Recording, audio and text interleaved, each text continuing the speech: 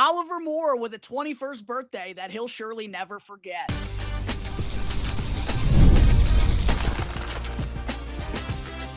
You're Locked On Blackhawks, your daily podcast on the Chicago Blackhawks, part of the Locked On Podcast Network, your team every day. What's going on, Blackhawks fans? Welcome on into another episode of Locked On Blackhawks, part of the Locked On Podcast Network, your number one sports podcasting network, where we bring you your team every day. I'm Jack Bushman. On today's episode, I'll start with an epic upset win in Carolina, capped off by none other than Oliver Moore on his 21st birthday. Then I'll break down the Vlasic-Crevier pairing becoming a legitimate shutdown duo. And then in segment 3, a quick preview of the back end of the back-to-back tonight against the Tampa Bay Lightning. But first, just a quick reminder, if you haven't done so already, please go and subscribe to Locked On Blackhawks on YouTube and follow Locked On Blackhawks for free as well, wherever you may be listening to your podcast. That way, you can tune into the latest episode on your way to work, when you're stuck in traffic on your way home, during your lunch break, whatever it may be. 100% free, will not cost you anything, and helps me out in a major way in growing my platform. All right, happy game day again, Blackhawks fans. Hope everyone out there is staying bundled up and warm, as the temperature at the time of this recording is -8 degrees here in the Chicago suburbs. So I thought the winter cap would be fitting considering today's weather. But opening things up here on today's show, what a victory last night in Carolina against one of the top teams in the entire NHL, a legitimate Stanley Cup contender in their own building, which the Blackhawks have really struggled in over the last handful of years. And of course, what a 21st birthday celebration for Oliver Moore. Much like most 21st birthday celebrations, not maybe the best decision-making from Moore along the way, as he decided to drop the gloves with big defenseman Alexander Nikishin late in the second period. You know, I give Moore a lot of credit for going and stepping in for Nick Lardis, his good buddy and line mate, after he took a big jolt along the boards, but probably would have been best not to go and drop those gloves in that situation. He did, and ended up paying the price for it, as Nikishin laid him down to the ice quickly with a big right hand. That forced Moore to actually go and get stitched up back in the Blackhawks locker room, as he was cut open during that fight. But fortunately, was able to return early on in the third period, and thank goodness that he was, because he was the one who came up clutch in the 6th round of the shootout after having the game on his stick in overtime. Had a breakaway opportunity one-on-one with Freddie Anderson, just wasn't able to stuff the puck between his wickets. He wasn't going to let that opportunity slip out of his grasp once again, and I loved the patience shown by Oliver Moore, despite being the fastest skater on the Blackhawks.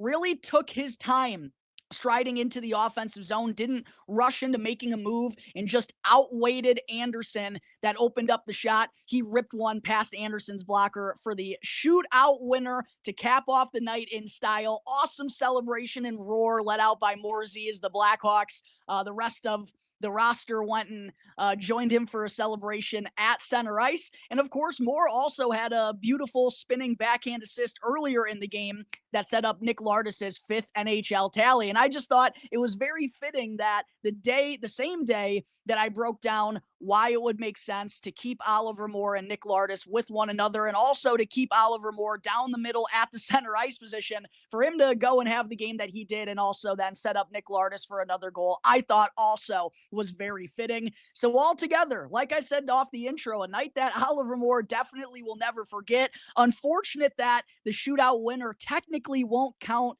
as a goal for him, because if it did, he would have recorded a Gordie Howe hat trick on his birthday, getting in a fight, picking up an assist, and then he was the one who scored the game winner. Just unfortunately, because it was in the shootout, it won't go towards his record. But incredible night from Oliver Moore to help the Blackhawks pick up back-to-back wins.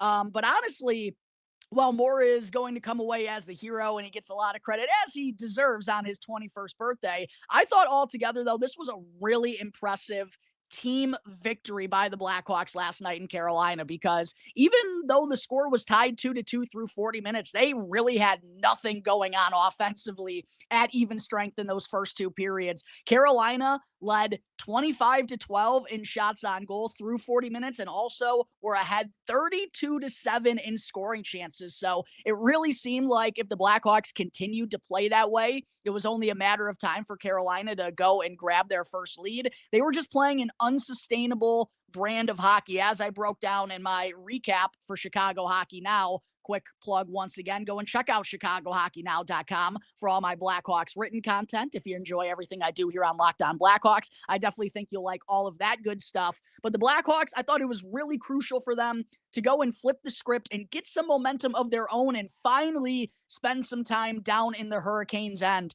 And they honestly might have played more in that end of the ice in the third period than they did combined in the opening 40 minutes. I mean, Carolina had a ton of puck possession. They were hemming the Blackhawks into their own zone, but they changed their play and used their speed effectively in the breakout and just made crisp and concise passes in order to kind of get past the Hurricanes' swarming pressure that they provide all over the ice. I mean, the best of any team in the NHL on the forecheck and forcing you into making mistakes. It felt like the Blackhawks did a really good job of making adjustments in that third period and finally being able to break out and get through the Hurricanes' attack. And that led to them finally sustaining some possession in the offensive zone. It was unfortunate that they weren't able to hang on to their late lead as Carolina answered just 42 seconds later to go and tie up the score once again, 3-3. Three blown one-goal leads by the Blackhawks in regulation. It happened once per period, actually. Carolina responded each time that the Blackhawks grabbed a one-goal advantage. But I thought the momentum that they generated in that final frame gave them real positive energy to go and finish the job in extra time. And I thought it was really awesome to see the Blackhawks outshoot the Canes 8-5 in that third period. Not only limit them to just 5 shots on goal after giving up 25 in the first two periods, but to also go and generate 8 of their own after only having 12 in those first two periods. Really impressive stuff by the Blackhawks down the stretch in the game. But in order to get there, though, in order just to get to overtime or even get into the third period and have that chance to kind of tune up their game a little bit, the Blackhawks had to rely on their penalty kill once again last night, which continues to be spectacular as it's been all season, but it's hit a new level so far here in 2026. The Blackhawks were 5 for 5 while shorthanded last night, including 4 of those kills coming in the first two periods, which was absolutely essential in preventing the Hurricanes from ever having a lead in this game. And in the third period, too, when Alex Vlasic, who I'll get to here in just a moment, he was exceptional all night long on the penalty kill as well. He was the one who committed the Blackhawks' 5th penalty of the night, and I was a little concerned that in the third period, they were eventually going to stop the bend but don't break mentality. I thought the Canes were finally going to pot one on the man advantage, but the Hawks came up with yet another kill.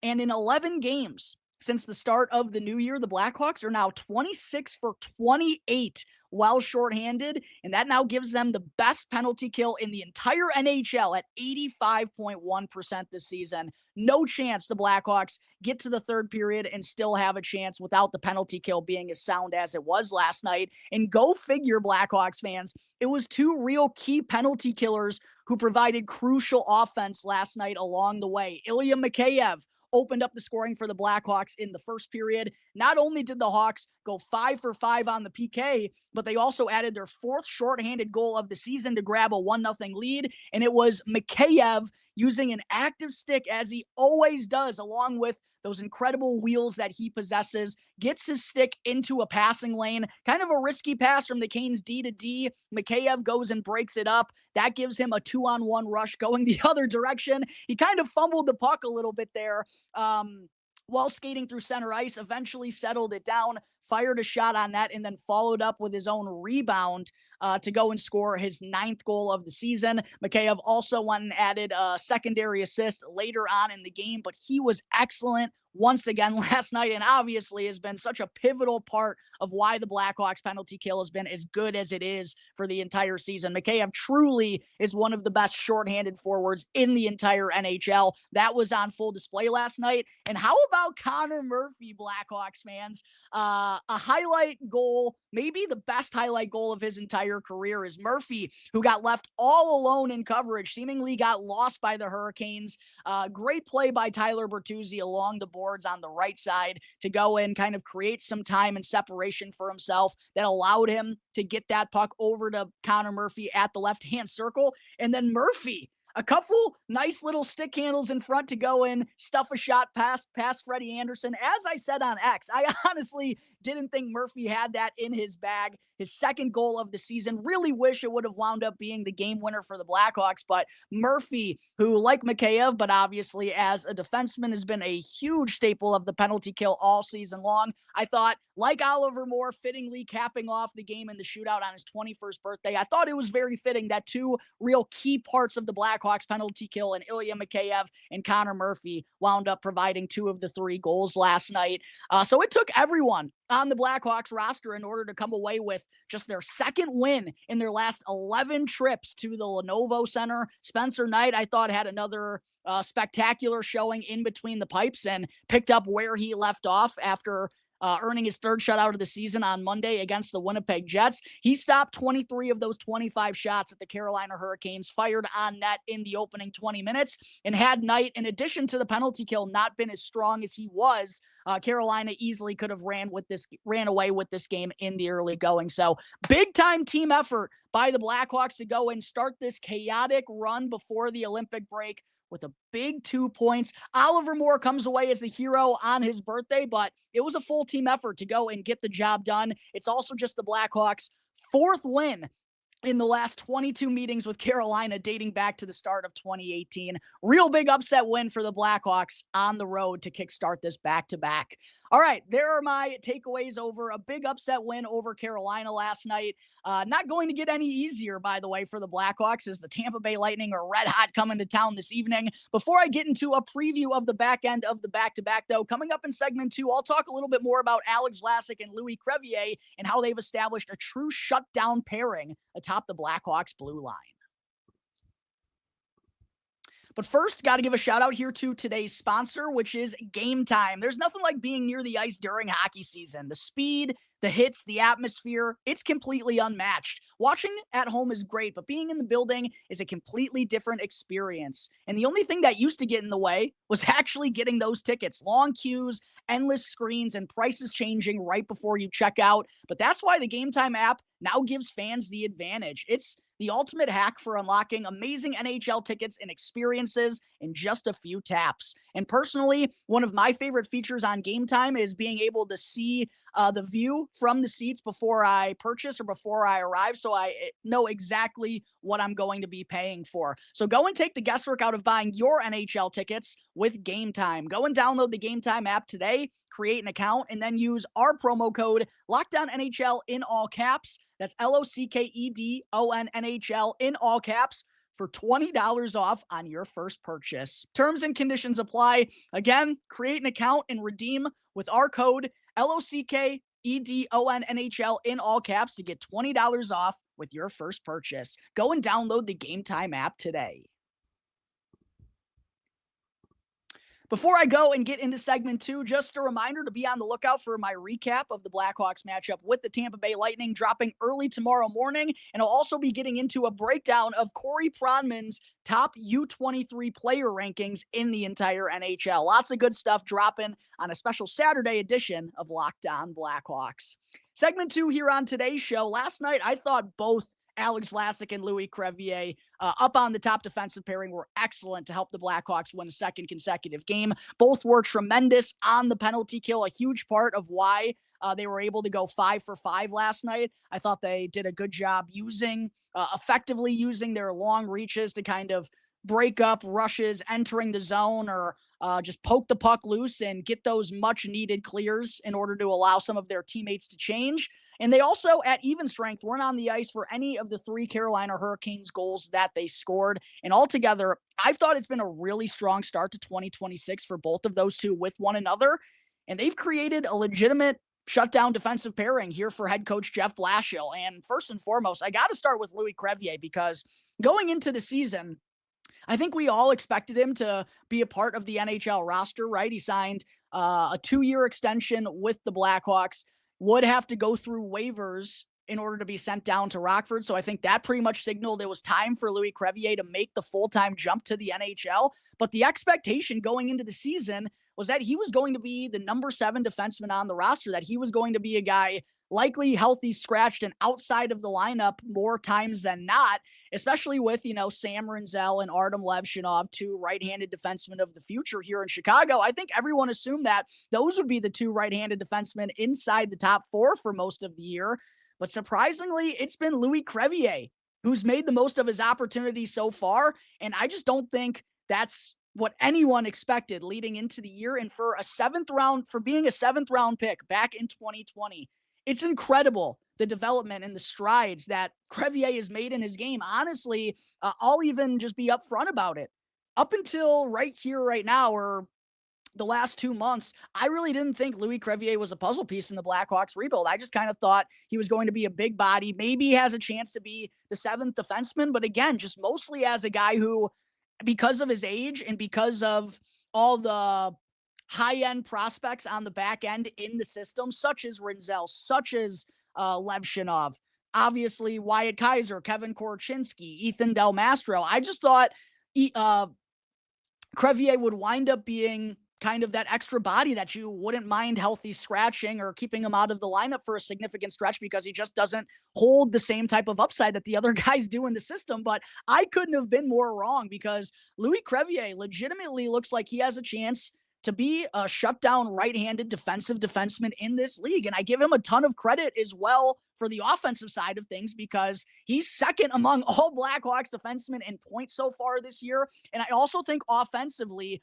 what he provides with a booming shot from the point is so essential, because the Blackhawks just haven't gotten a lot of goal scoring from their defensemen this year. Wyatt Kaiser has certainly picked up the slack in that department over the last month and a half or so.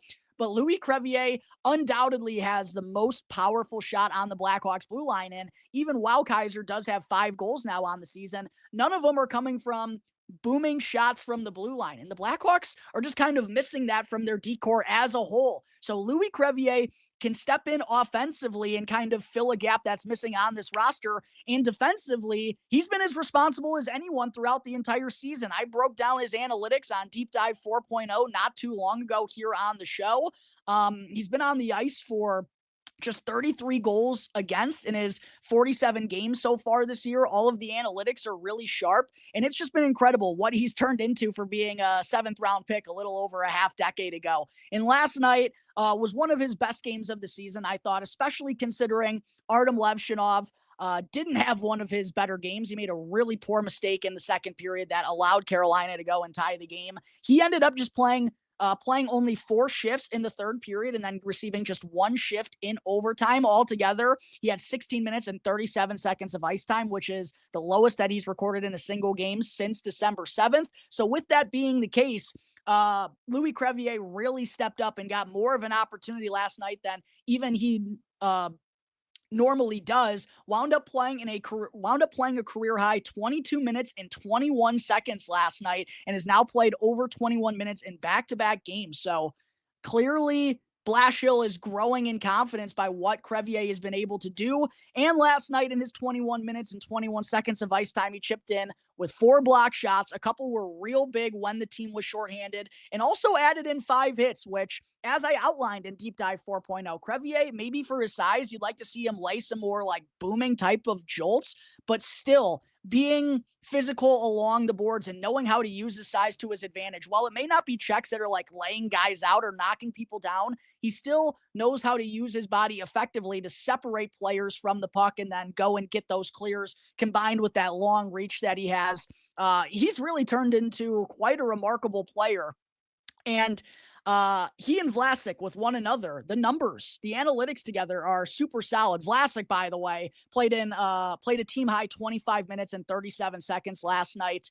Altogether, I feel like after kind of a slow start to the season, he's really picked it up over the last 3 to 4 weeks, and certainly here to start 2026. Before I get into the numbers here since the start of the new year, altogether on the season, here are the analytics for Alex Vlasic and Louis-Crevier with one another. They've skated just over 416 minutes as a pairing this season, and together, they have a 50.38 Corsi for percentage, which if you tuned into Deep Dive 4.0 or any of my deep dives this season, you know the Blackhawks as a team, most of their analytics individually or line combinations, defensive pairings, whatever it may be the case, are pretty much well below the 50% Mendoza line. So for Vlasic and Crevier to have a 50.38 Corsi for percentage, really impressive there. They've also been on the ice for 184 scoring chances for to 188 against at even strength, despite having just 35 offensive zone starts. And for reference, they've gotten 112 starts in the neutral zone and 82 in the defensive zone. And that shouldn't be all that surprising because both of these guys often, as defensive-minded defensemen, start in those defensive situations in their own end and also frequently go up against the opposing team's most dangerous offensive line. So for them to have those type of underlying analytics and to have nearly a dead-even scoring chance metric to be on the right end of the Corsi for percentage, like, really impressive stuff there from both Vlasic and Crevier. And in 132 minutes together in the opening 11 games of 2026, they have a 51.95 Corsi for percentage and have been on the ice for 5 goals for to just 6 goals against in 132 minutes together with a 52.37 expected goals for percentage. They've also been on the ice for 62 scoring chances for to 59 against. So, I mean, it's remarkable what those two twin towers are doing up there. The 6'6", 6'7" Alex Vlasic and the 6'7", 6'8" Louis Crevier with their long reach and their big frames and their effectiveness at just stripping the puck off of opposing puck carriers. They've done a remarkable job and, again, have clearly been trusted upon now by head coach Jeff Blashill to go and get the job done in those defensive, dirty type of situations. It's truly been awesome to see what Vlasic and Louis Crevier, who I don't think anyone expected to be Vlasic's defensive partner long-term here this season. Most people would have guessed Sammy Rinzel or Artyom Levshunov, but it's turned into the 2020 7th round pick, not the two former first round selections. It's been Louis Crevier, a 7th round selection who's been rock solid up on that top pairing along with Alex Vlasic. And I think it's safe to say that Blashill is going to continue riding those guys together in those type of circumstances for the foreseeable future because they've really been rock solid. All right, there is my breakdown on the Vlasic-Crevier pairing that sure looks like they've established the shutdown effective trio that Blashill has been looking for all season. Coming up in just a moment, before I wrap up today's episode, still have to get into a quick preview of tonight's matchup with the Tampa Bay Lightning. Just want to say thank you to everyone for making Locked On Blackhawks your very first listen here to start off your weekend. Segment 3, before I wrap things up, it's another tough test for the Blackhawks here tonight, as I outlined when breaking down their pre-Olympic schedule on the show a couple of days ago, as they'll be returning back to Chicago for the back end of a back-to-back against another real tough Eastern Conference opponent. The red-hot Tampa Bay Lightning come to town for the second and final meeting here this season. The first was all the way back on October 23rd, and if you all remember, that was a pretty epic road victory for the Blackhawks as well, as Ryan Donato scored a clutch game-winning goal in the final moments of the third period. He also found the back of the net earlier in that game, so it was a 2-goal performance out of Donato. Frankie Nazar scored the other goal for in the game for the visitors. That kicked off the scoring to put the Blackhawks ahead 1-0. But that was actually the first time in the regular season that the Blackhawks have ever bested Andrei Vasilevskiy. He was 13-0-0 in 13 regular season starts against the Blackhawks. So kind of like the Canes, another team that the Hawks had really struggled against before picking up that key road win back in October. But as I mentioned, it's been like a ridiculous run for the Lightning here over these last couple of weeks as they come into Chicago having earned a point in 14 consecutive games, and they've won 13 of those. They're 13-0-1 in their last 14 contests. And oh yeah, they also haven't surrendered more than 2 goals in a single game since January 3rd. It's only happened to them twice in the entire month of January that they've given up more than 2 goals. So about as hot as it can get. And what's crazy to me with the Lightning is they're doing it while really banged up. No Braden Point. He got injured a couple of weeks ago. Of course, there were some concerns and still are some concerns about him being able to return for Team Canada at the Olympics. They've also been down Victor Hedman for quite a while now. Ryan McDonough has been banged up. And then they also just lost Anthony Cirelli in their last time out on Tuesday against the San Jose Sharks. So they've been real thin in terms of their stud impact players, but have still found a way to just keep on trudging forward. And I think that goes to show the incredible job that Jon Cooper has done as head coach. Of course, used to be technically Jeff Blashill's boss, as he was an assistant with the Lightning for 3 seasons after his tenure with the Detroit Red Wings. This is the second time that Blashill will be going up against Cooper since leaving Tampa's organization. Maybe would be nice to see him make it 2-0. But in addition to Jon Cooper doing another incredible job as the head coach, Andrei Vasilevskiy has definitely played a huge part in what the Lightning have been able to do as they're second in the Atlantic Division coming into this matchup. However, they do have the best points percentage in the entire Eastern Conference. The Red Wings, who are in first place ahead of them, have played 4 more games than them. But Vasilevskiy has been remarkable per usual. 2.18 goals against average and a .917 save percentage for the former Vezina Trophy winner. He's also won 11 of his last 12 starts coming into this game. And when I was writing up my preview of the matchup and jotting down the Lightning's projected lineup, like even looking at their decor, and I don't mean this like offensively or anything to anyone personally, but looking at the names on their blue line, it's like, how is this team rattled off points in 14 games in a row? Top pairing is solid. JJ Moser, Darren Radish has actually turned into a nice player for the Bolts. On their second pairing, though, they do have Eric Chernak, who's of course been a part of the team for a while now, but maybe this is a shame on me. Charlie-Edouard Dastus is admittedly a player I am not familiar with. Declan Carlisle, another left-handed defenseman for the Bolts on the third pairing. Admittedly, I'm also not familiar with Max Crozier closing things out there. They have good right-handed defensemen, but outside of JJ Moser on the left-hand side, I mean, it is pretty darn thin for Tampa Bay, but they're still finding a way to seemingly win every time they go and hit the ice. So even with the shorthanded bunch, still going to be a very tough test for the Blackhawks here tonight. As far as the Blackhawks lineup goes for this matchup with the Bolts, obviously, since it's the back end of a back-to-back and they traveled from Carolina last night, there is no morning skate. So a little bit of guesswork involved. One thing I didn't mention in segment 1 when recapping last night's game with the Hurricanes, Jason Dickinson was a late scratch as he's the latest member of the team to come down with an illness that allowed Colton Dach to draw into the lineup. So still only 1 game out of the lineup watching from the press box for Dach this season. Should Jason Dickinson miss a second consecutive game tonight, I'm expecting the Blackhawks to just go right back to the lineup that they utilized yesterday with Ryan Green, Connor Bedard, and Burakovsky still serving as the top line. The second line, since Dickinson was out, Ilya Mikheyev jumped up with Frankie Nazar and Tyler Bertuzzi. Ryan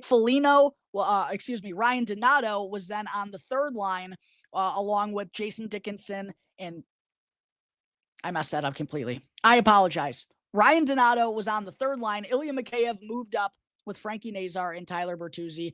Ryan Donato was on the third line with Oliver Moore and Nick Lardis, who had played together a couple of games prior. And then on the fourth line was Landon Slager, Nick Foligno at the center ice position because Dickinson was out, and then Colton Dach was in the lineup as well. I'm guessing that will be the Blackhawks forward group should Dickinson miss a second consecutive game. Colton Dach will be in once again. But if Dickinson is able to return, that likely will draw Dach out, which was the expectation until Dickinson was the late scratch. And that would mean Ryan Donato, Frankie Nazar, and Tyler Bertuzzi playing together as the second line. That's what it was during Wednesday's practice session. I mentioned Donato getting a chance inside the top six, something that he hasn't really done a lot of so far this year. On the third line, I would expect Nick Foligno to skate with Jason Dickinson and Ilya Mikheyev. As I mentioned yesterday, I think that makes sense as a checking line. And then down on the fourth line, if Dickinson is going to be in that 3C spot, Oliver Moore will be the fourth line center along with his running mate Nick Lardis, and then Landon Slaggert, I'd guess, will get another opportunity as Slags drew a penalty last night, the lone power play that the Blackhawks went to. I thought it was maybe not as noticeable of a game compared to his last couple of outings, but still, at least drew a penalty and had a nice rush to the net. And I do think playing with Oliver Moore and Nick Lardis could potentially give him some more offensive opportunities or just chances to use his wheels effectively. So we'll see if Jason Dickinson winds up playing. Those are the two lineups that could potentially be in play tonight. One with Dickinson, one without. Defense, going to be running it back. Vlasic and Crevier as the top pairing. Will be interesting to see what type of ice time Artyom Levshunov gets tonight after kind of being glued to the bench down the stretch. And then Matt Grzelcyk and goal scorer Connor Murphy down on the third pairing. Arvid Soderblom will be in line to make his 15th start of the season, of course, with Knight going last night. He's actually been really good against the Tampa Bay Lightning in his career. Some of the best numbers I'm sure that he has against any NHL team. So hopefully Arvid Soderblom can kind of have a bounce back performance, as hasn't really been great for him over this last stretch. Would be great for the Blackhawks to be able to keep that momentum going, make it 3 wins in a row, and go pick up back-to-back wins against 2 of the toughest teams and legitimate Stanley Cup contenders in the NHL. All right, that is going to take care of today's episode of Locked On Blackhawks, everyone. As always, thank you all again for joining me on the show. Make sure you're subscribed to the Locked On Blackhawks YouTube channel and that you're following Locked On Blackhawks, which is free wherever you may be listening to your podcast. That way you can tune into the latest episode whenever it becomes available. I'm your host, Jack Bushman. If you want to give me a follow on X, you can do so at Jack Bushman 2. My Strictly Blackhawks account, however, can be found at Talkin' Hockey. Go and check that one out so you don't miss any of the latest Blackhawks news and updates. Until tomorrow's episode, everyone, go Hawks. Let's go and make it 3 in a row. Stay hot on home ice. And I'll see you next time on the Locked On Blackhawks podcast, part of the Locked On Podcast Network, your team every day.